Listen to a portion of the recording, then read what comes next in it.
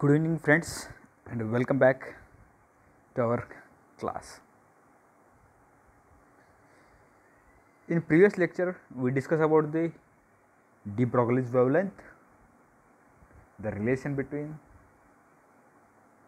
group velocity and phase velocity, then dual nature of light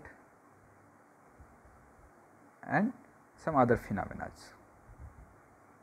In today's lecture we are going to discuss a problems on de Broglie's wavelength. We can solve one by one problem and we try to understand what is the basic concept of de Broglie's wavelength. Okay. Before starting the problems, just quick review on previous lectures. Okay. There is some formulas we have to understand and remember to solve any kind of problems related with the de Broglie's wavelength. As we know, energy and the relation between the energy and frequency according to Planck's equation is equal to h nu. Now, what is the relation between the energy and momentum by using a relativistic formula, that is E square is equal to P square C square plus M square C to the power of 4. For light, E is equal to P C and C we can find out the C with the help of frequency and wavelength. The product of frequency and wavelength is nothing but a velocity of light. P is equal to h by lambda or h nu by C also, or commonly we can write E is equal to h omega also. Omega is nothing but a angular frequency which is equal to 2 pi nu, or P is equal to h by k, a capital H, or it is a h bar, or it is also called as the h cross. Capital H is nothing but a h cross and small h is nothing but a simple h. What is the relation between the h cross and h? Is h cross is equal to h by 2 pi.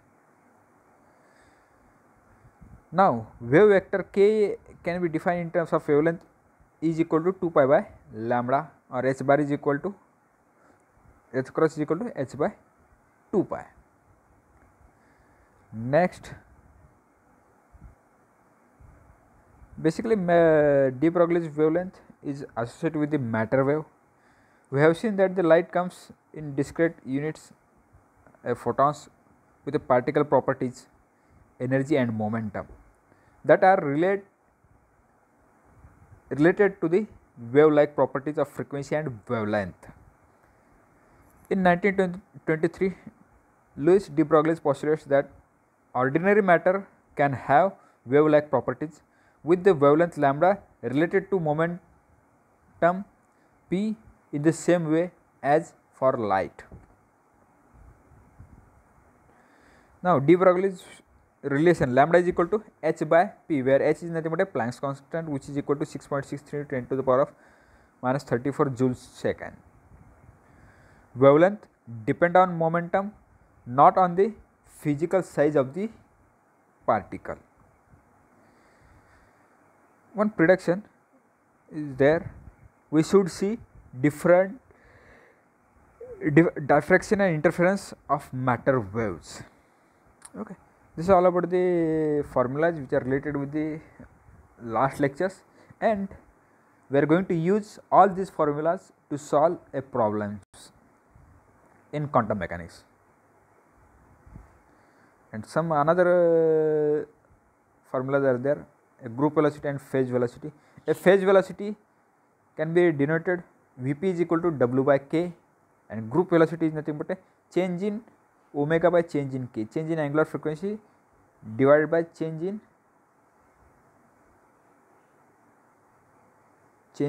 wave vector delta K.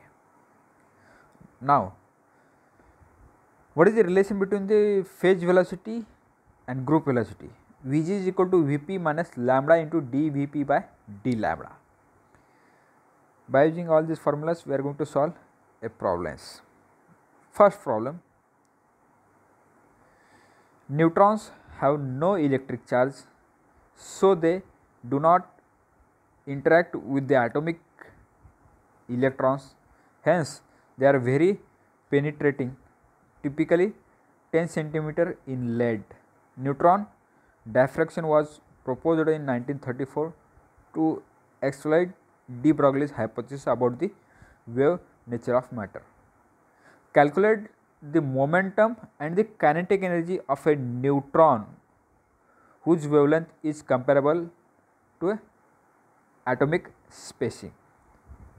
As we know, the atomic spacing having that spacing is equal to 1.8 into 10 to the power of minus 10 meter. Now, how we can solve that problem? As we know, the relation of lambda and p.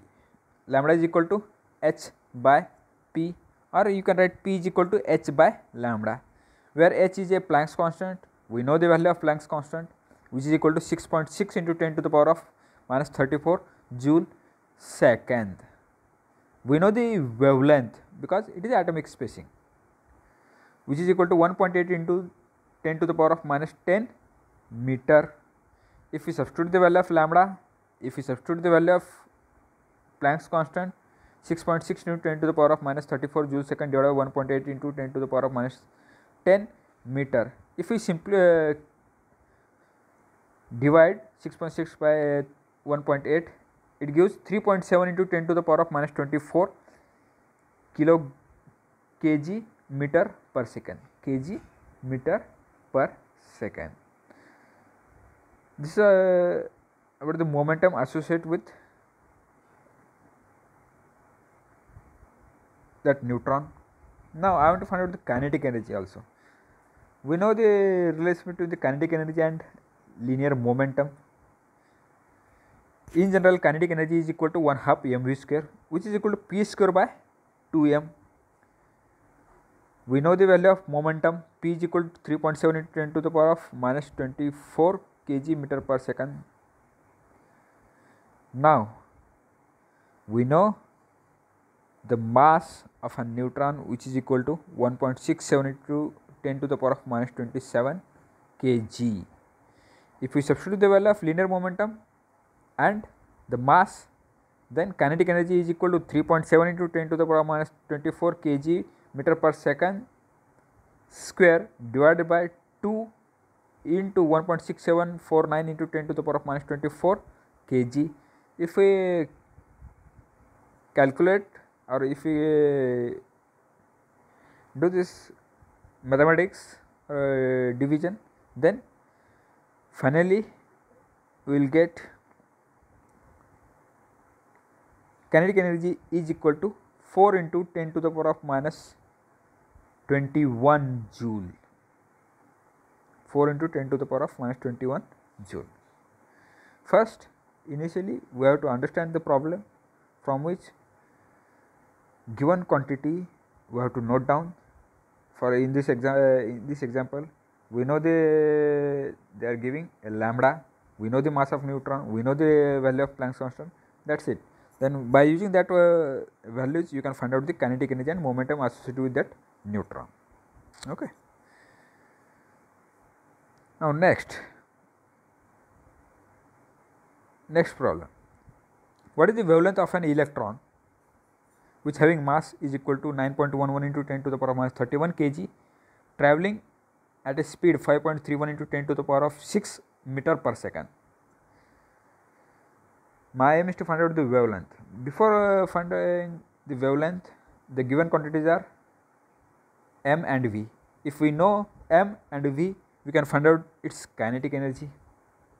Okay, kinetic energy is equal to 1/2 mv square, which is equal to 1/2 m, 9.11 into 10 to the power of minus 31 kg, and v is 5.31 into 10 to the power of 6 meter per second square.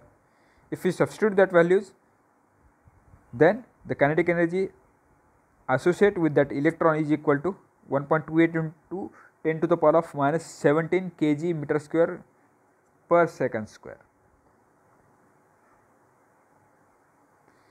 Now, once you know the kinetic energy, there is a one relation between the kinetic energy and momentum that we discussed in previous problems. That is,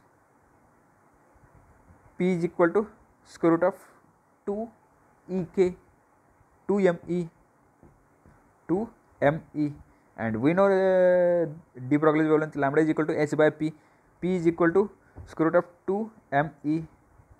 We know the value of Planck's constant, we know the value of kinetic energy and the mass of an electron. If we substitute all that value, 6.626 into 10 to the power of minus 34 joule second divided by square root of 2 into 1.28433 into 10 to the power of minus 17 joule into mass of an electron is 9.11 into 10 to the power of minus 31 kg. If we simplify, or if you do mathematical calculations here, then the wavelength of an electron is equal to 1.37 into 10 to the power of minus 10 meter.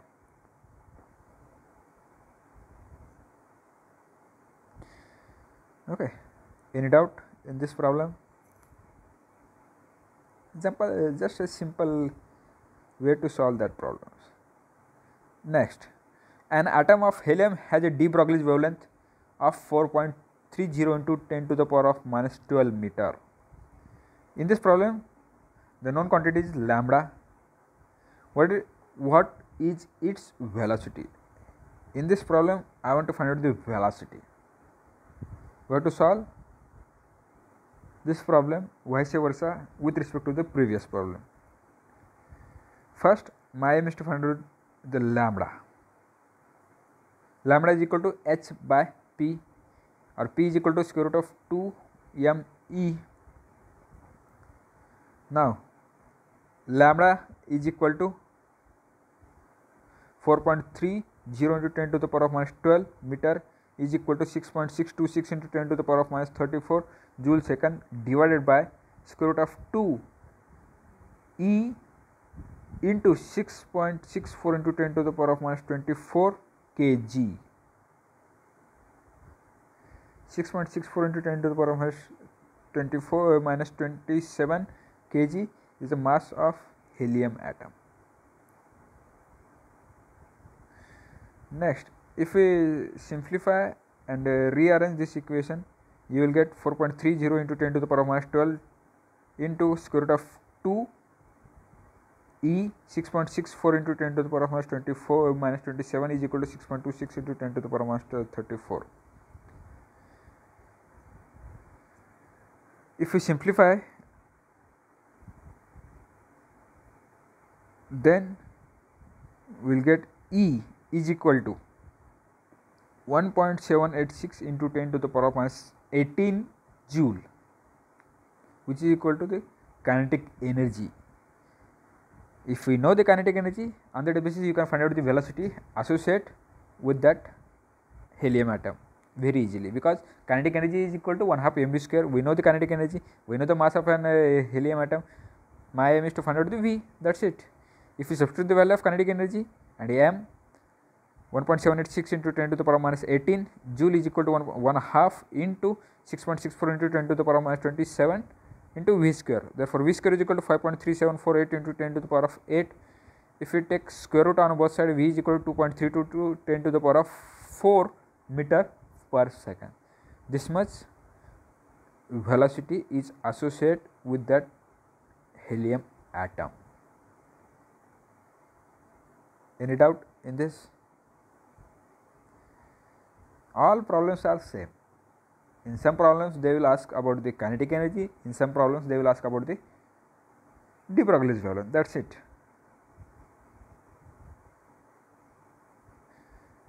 Calculate the de Broglie's wavelength of a neutron having mass is equal to 1.67 into 10 to the power of minus 27 kg, moving at 1/500th of the speed of light, means 1/500 times the velocity of light. My aim is to find out the lambda. First, determine the speed of neutron, which is equal to c by 500. We know the velocity of light 3 into 10 to the power of 8 meter per second divided by 500, which is equal to 6 into 10 to the power of 5 meter per second. This is the velocity associated with the neutron. Now then find out the kinetic energy. Kinetic energy is equal to 1/2 mv square. We know the value of mass, we know the value of phi, then kinetic energy is equal to 1/2 into 1.67493 into 10 to the power of minus 27 into 6 into 10 to the power of 5 meter per second square, which is equal to 5.024 into 10 to the power of minus 22 joule. Now use the de Broglie's equation. Lambda is equal to h by p. P is equal to square root of 2me. If we substitute that value, lambda is equal to 6.626 into 10 to the power of minus 34 joule second divided by square root of 2 into 5.02479 into 10 to the power of minus 22 joule into 1.674 into 10 to the power of minus 27 kg. If we do this mathematical calculations, then the de Broglie's wavelength of a neutron, which is moving with 1/500 times the velocity of light, is equal to 5.107 into 10 to the power of minus 10 meter.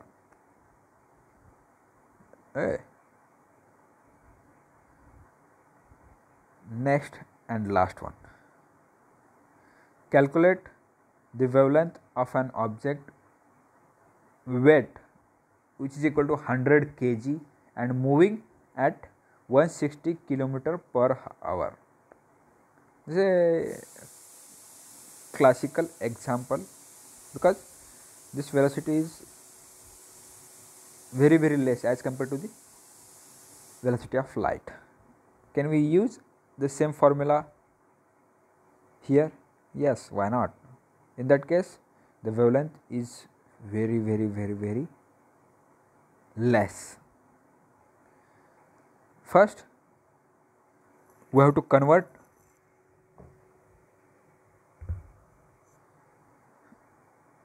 kilometer per hour into the meter per second. Next, if once you convert in meter per second, then we can find out the kinetic energy and wavelength associated with that object. In this problem, kinetic velocity is 160 km per hour, which is equal to 1,60,000 meter per second, meter per hour. Now I want to convert that hour into the second, that is 1,60,000 divided by 3,600 seconds, which is equal to 44.44 meter per second. If we substitute that value or if we substitute the velocity in kinetic energy equation, kinetic energy is equal to 9.87 into 10 to the power of 4 joule. Now de Broglie's wavelength lambda is equal to h by square root of 2me. If we substitute the value of mass and energy, then wavelength associated with that object is equal to 1.49 into 10 to the power of minus 34.7. Okay. Then you have to practice all these examples, and I will give for homework also in our WhatsApp group, okay, and try to solve all that problems. If you have any difficulty to solve that problem, you can ask me. Thank you.